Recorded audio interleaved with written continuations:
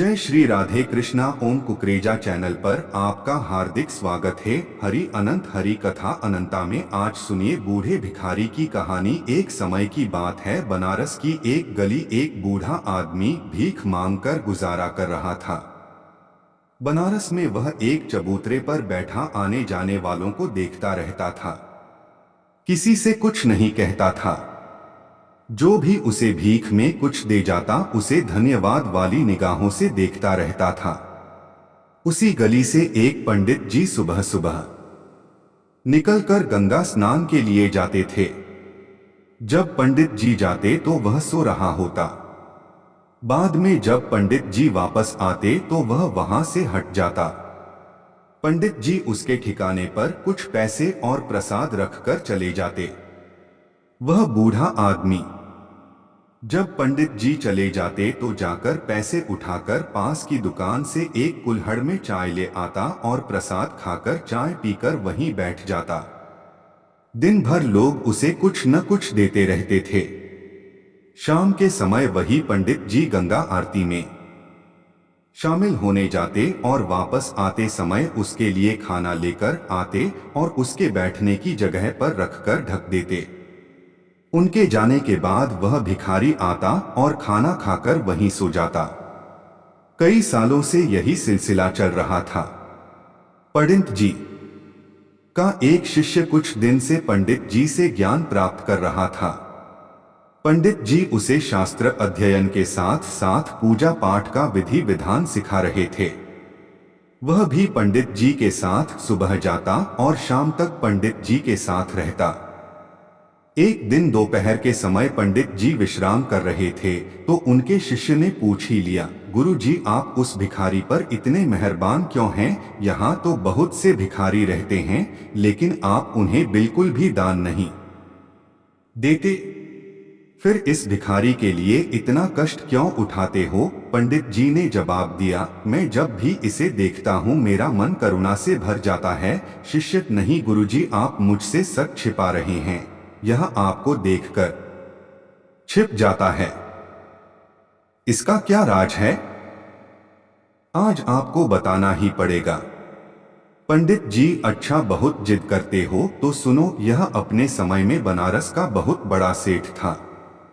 दिन रात पैसे कमाने में लगा रहता था। यह न कभी पूजा पाठ करता, न कभी प्रभु का नाम लेता, न किसी को एक रुपया दान में देता था। इसके कोई संतान नहीं थी। एक दिन इसकी पत्नी ने घर पर पूजा रखने की बात इससे पूछी, तब इसने मना कर दिया। लेकिन बहुत अनुनय करने पर यह पूजा में बैठने के लिए तैयार हुआ। उस समय मैंने ही इसके घर में पूजा करवाई थी। पूजा के बाद इसने न तो एक रुपया दान किया, न किसी को भोजन करवाया। मेरे साथ 4 पंडित और थे जिन्हें बहुत बुरा लगा। वे अपना अपमान समझकर वहां से चले गए। पुत्र की कामना से की गई पूजा के फल स्वरूप 2 साल बाद इसके घर एक कन्या का जन्म हुआ। यह देखकर सेठ को बहुत गुस्सा आया। वह उस कन्या से नफरत करने लगा। उसकी शक्ल भी नहीं देखता था। पत्नी के बार बार समझाने पर भी वह नहीं माना और इसी गम में उसकी पत्नी चल बसी। इसके बाद वह लड़की उसे बोझ लगने लगी। धीरे धीरे कन्या बड़ी हो गई। अब सेठ को उसके विवाह के लिए वर ढूंढना था। एक दिन सेठ ने पैसा बचाने के लिए उस कन्या का विवाह एक भिखारी से कर दिया। मुझे विवाह पढ़ने के लिए बुलाया गया। भिखारी को देखकर मैंने सेठ को समझाने की बहुत कोशिश की, लेकिन वह नहीं माना। भिखारी के साथ कन्या को विदा कर दिया। कन्या के विदा होने के कुछ दिन बाद ही एक जंगल में उसका शव मिला। भिखारी ने उसके पैसे जेवर सब छीन लिया, उसे मारकर जंगल में डाल दिया। सेठ ने उसका अंतिम संस्कार किया।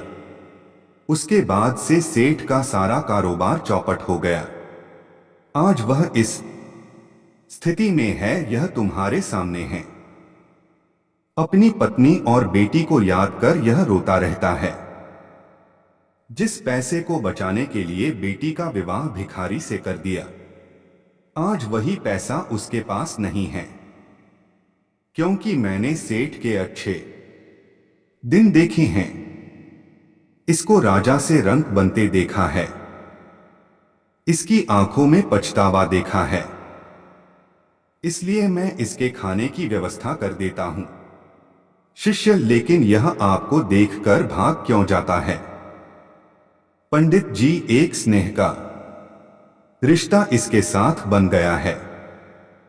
इसे लगता है जो भी उससे स्नेह करते थे वे अब इस दुनिया में नहीं हैं।